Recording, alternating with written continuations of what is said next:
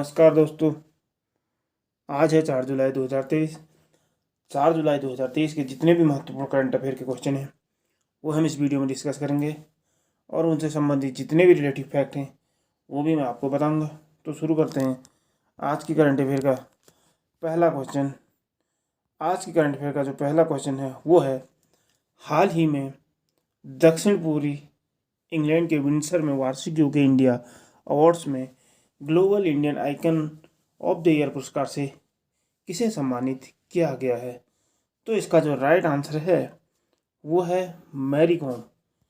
ये हैं Mary com. इन्हें ही अभी दक्षिण पूर्वी इंग्लैंड के विंडसर में वार्षिक यूके इंडिया अवार्ड्स में global Indian icon year of the year पुरस्कार से सम्मानित किया गया। तो ये पुरस्कार इन्हें दिया क्यों गया है इस बारे में थोड़ा सा डिटेल में देखेंगे। एलिजाबेथ द गोल्डन एज के निर्देशक शेखर कपूर को इंडिया ग्लोबल फोरम आईजीएफ द्वारा यूके इंडिया वीक के तहत आयोजित पुरस्कारों में दोनों देशों में सिनेमा के क्षेत्र में योगदान के लिए लाइफ टाइम अचीवमेंट अवार्ड से सम्मानित किया गया है। और महिला जो मुक्केबाज है ओलंपिक पदक विजेता मैरी कॉम को दक्षिण पूर्वी इंग्लैंड के विंडसर में यूके इंडिया अवार्ड्स में ग्लोबल इंडियन आइकॉन पुरस्कार दिया गया है। इसके साथ ही भारतीय उच्चायोग की सांस्कृतिक शाखा लंदन के नेहरू सेंटर ने ब्रिटेन भारत संबंधों में महत्वपूर्ण योगदान के लिए ब्रिटेन भारत पुरस्कार जीता है। बढ़ते हैं अगले करंट अफेयर की ओर। अगला करंट अफेयर है, हाल ही में रक्षा मंत्रालय ने पनडुब्बी INS शंकुश के लाइफ सर्टिफिकेशन के साथ मीडियम रिफिट के लिए Mazagon Dock Shipbuilders Limited के साथ कितने रुपए के अनुबंध पर हस्ताक्षर किए हैं? तो इसका जो राइट आंसर हो जाएगा वो हो जाएगा आपका ऑप्शन डी, 2,725 करोड़ रुपए के अनुबंध पर हस्ताक्षर किए हैं। तो थोड़ा सा इसके बारे में डिटेल में देखेंगे। रक्षा मंत्रालय ने पनडुब्बी INS शंकुश के साथ 2,725 करोड़ रुपए के अनुबंध पर हस्ताक्षर किए हैं। INS शंकुश उप सतह मारक क्षमता श्रेणी की पनडुब्बी है जिसकी मुंबई स्थित Mazagon Dock Shipbuilders Limited में सामान्य मरम्मत की जाएगी। यह परियोजना Mazagon Dock Shipbuilders Limited के विकास की दिशा में एक महत्वपूर्ण कदम है। तो इतना सब कुछ आपको इस करंट अफेयर से जानकारी प्राप्त होती है, इसको भी आप याद रखेंगे। बढ़ते हैं अगले करंट अफेयर की ओर। अगला करंट अफेयर है, हाल ही में भारतीय भूवैज्ञानिक सर्वेक्षण द्वारा किस राज्य में भारत का सबसे बड़ा नेचुरल आर्क खोजा गया है? तो इस क्वेश्चन का जो राइट आंसर हो जाएगा वो हो जाएगा उड़ीसा में। उड़ीसा राज्य में भारत का सबसे बड़ा नेचुरल आर्क खोजा गया है। तो ये है मैप में उड़ीसा। और उड़ीसा की अगर बात करें, उड़ीसा की जो राजधानी है वो है आपकी भुवनेश्वर। उड़ीसा के जो CM हैं वो नवीन पटनायक हैं। उड़ीसा के जो गवर्नर हैं वो गणेशी लाल हैं। उड़ीसा में है व्हीलर द्वीप जिसका नाम बदलकर आप APJ अब्दुल कलाम द्वीप रख दिया गया है। उड़ीसा में है आपकी चिल्का लेक जो खारे पानी की सबसे बड़ी झील है। उड़ीसा में है सिमलीपाल नेशनल पार्क और भितरकनिया नेशनल पार्क। इतना सब कुछ आप उड़ीसा के बारे में याद रखेंगे। थोड़ा सा इस क्वेश्चन के बारे में डिटेल में देखेंगे। भारतीय भूवैज्ञानिक सर्वेक्षण GSI की ने सुंदरगढ़ वन विभाग के कनिका रेंज में स्थित एक शानदार नेचुरल आर्क की खोज की है। इस भूवैज्ञानिक चमत्कार की उत्पत्ति जुरासिक काल के दौरान हुई थी। GSI ने नेचुरल आर्क के लिए जियो हेरिटेज का भी प्रस्ताव दिया है। यदि ऐसा किया जाता है तो यह जियो हेरिटेज वाला देश का सबसे बड़ा नेचुरल आर्क बन जाएगा। इस अंडाकार आकार के मेहराब के आधार पर लंबाई इसकी 30 मीटर है और यह 12 मीटर ऊंचा है। नेचुरल आर्क की अधिकतम ऊंचाई चौड़ाई क्रमशः 7 मीटर और 15 मीटर है। GSI का जो मुख्यालय है वो कोलकाता पश्चिम बंगाल में है। बढ़ते हैं अगले करंट अफेयर की ओर। अगला करंट अफेयर है, हाल ही में हाउसिंग डेवलपमेंट फाइनेंस कॉरपोरेशन का विलय किस बैंक में हो गया है? तो इसका जो राइट आंसर हो जाएगा वो हो जाएगा आपका, इसका जो विलय हुआ है वो हुआ है अभी आपके HDFC बैंक में। जी हाँ, HDFC बैंक में हाउसिंग डेवलपमेंट फाइनेंस का विलय हो गया है। तो इसके बारे में थोड़ा सा डिटेल में देखेंगे। HDFC जो बैंक है इसकी स्थापना हुई थी 1994 में। इसका जो मुख्यालय है वो मुंबई में है। इसके जो अभी चेयरमैन हैं करंट में वो हैं CM वासुदेव। तो इसके बारे में थोड़ा सा और डिटेल में देखेंगे। 7 जुलाई 2023 से HDFC लिमिटेड के सभी वाणिज्यिक कागजात HDFC बैंक के नाम पर हस्तांतरित हो जाएंगे। इसके साथ ही हाउसिंग डेवलपमेंट फाइनेंस कॉरपोरेशन के शेयर धारकों को उनके प्रत्येक 25 शेयरों के लिए HDFC बैंक के 42 नए शेयर मिलेंगे। इतना सब कुछ आपको इस क्वेश्चन से जानकारी प्राप्त होती है, आप उसको भी याद रखेंगे। और अगर ये वीडियो आपको हेल्पफुल लगती है, किसी भी कॉम्पिटिटिव एग्जाम के लिए आपके किसी भी तरीके से मदद करती है, तो आप इस वीडियो को सब्सक्राइब करें और अधिक से अधिक शेयर करें, घंटी वाले आइकन को दबा दें। अगला जो करंट अफेयर है वो है एलिन आर्किन का हाल ही में निधन हो गया, वह कौन थे? तो एलिन आर्किन की यहाँ पे बात हो रही है, ये है एलिन आर्किन और ये एक अभिनेता थे। हाल ही में इनका निधन हो चुका है। थोड़ा सा इसके बारे में देखेंगे। अपनी बुद्धि और कामचलाऊ कौशल के लिए जाने जाने वाले अभिनेता एलन आर्किन का 30 जून 2023 को निधन हो गया है। वित्त वर्ष 2023 में कौन सा राज्य भारत का शीर्ष इलेक्ट्रॉनिक निर्यातक बनकर उभरा? तो इसका जो राइट आंसर हो जाएगा वो हो जाएगा आपका ऑप्शन बी, यानी कि तमिलनाडु। ये है मैप में तमिलनाडु। तमिलनाडु की बात करें, तमिलनाडु की जो कैपिटल है वो चेन्नई है। तमिलनाडु के जो CM हैं वो हैं MK स्टालिन। तमिलनाडु के जो गवर्नर हैं वो हैं RN रवि। तमिलनाडु में है मधुमलाई टाइगर रिजर्व, गुंडे national park, Annamalai tiger reserve और मुकुरती नेशनल पार्क। तमिलनाडु 5.37 बिलियन अमेरिकी डॉलर के निर्यात के साथ 2023 में भारत का शीर्ष इलेक्ट्रॉनिक निर्यातक बन गया है, जबकि उत्तर प्रदेश दूसरे स्थान पर था। इतना सब कुछ आपको इस क्वेश्चन से जानकारी प्राप्त होती है, आप उसको भी याद रखेंगे। बढ़ते हैं अगले करंट अफेयर की ओर। अगला करंट अफेयर है भारत की पहली पुलिस ड्रोन यूनिट किस शहर में लॉन्च की गई है? ये जो तमिलनाडु का शहर है चेन्नई, ऑप्शन बी इसका राइट आंसर हो जाएगा।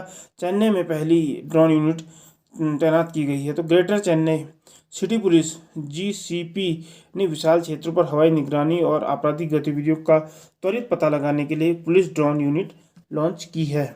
बढ़ते हैं अगले करंट अफेयर की ओर। उस प्रसिद्ध बॉडी बिल्डर का नाम क्या है जिसकी हाल ही में 30 वर्ष की आयु में एन्यूरिज्म, जो एक मांसपेशियों की बीमारी है, से पीड़ित होने के बाद मृत्यु हो गई है? तो इसका जो राइट आंसर हो जाएगा वो हो जाएगा आपको ऑप्शन बी, जो लिंडेन। ये हैं जो लिंडेन। इनका भी 30 वर्ष की आयु में एन्यूरिज्म की बीमारी से पीड़ित होने से मृत्यु हो गई है। तो होता क्या है इसके बारे में थोड़ा सा देखेंगे। जर्मन बॉडी बिल्डर और यूट्यूबर जो लिंडर, जिनकी हाल ही में धमनी विस्फार से पीड़ित होने के बाद 30 वर्ष की आयु में मृत्यु हो गई, ने हाल ही में खुलासा किया था कि उन्हें रिपलिंग मसल डिजीज RMD का पता चला था, जो एक दुर्लभ स्थिति है जो मुख्य रूप से मांसपेशियों को प्रभाव करती है। यह एक न्यूरोमस्कुलर विकार है जिसमें मांसपेशियों में अत्यधिक चिड़चिड़ापन होता है, जो खिंचाव, टकराव या गति के कारण उत्पन्न होता है। और इसके सामान्य लक्षण थकान, ऐंठन और मांसपेशियों में अकड़न है। इतना सब कुछ आपको इस के बारे में जानकारी प्राप्त होती है, तो आप इसको भी याद रखेंगे। बढ़ते हैं अगले करंट अफेयर की ओर। हाल ही में किस भारतीय ने टाइपिंग में गिनीज वर्ल्ड रिकॉर्ड अपने नाम किया? तो इसका जो राइट आंसर हो जाएगा वो हो जाएगा मेजारी मल्लिकार्जुन। जी हाँ, मेजारी मल्लिकार्जुन ने अभी टाइपिंग में गिनीज वर्ल्ड रिकॉर्ड अपने नाम किया है।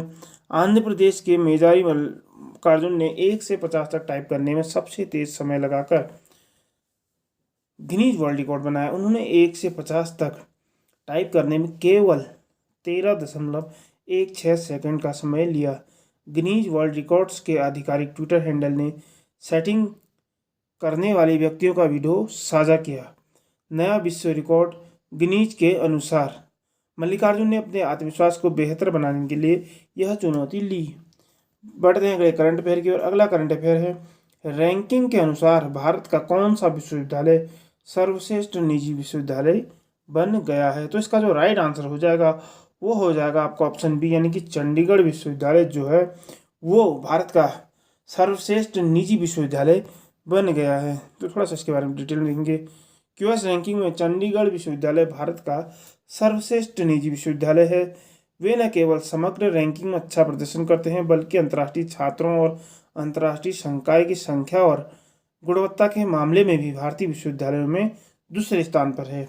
बढ़ते हैं अगले करंट अफेयर की ओर। अगला करंट अफेयर है भारत में जून 2023 में किस राज्य का जीएसटी राजस्व सबसे अधिक था?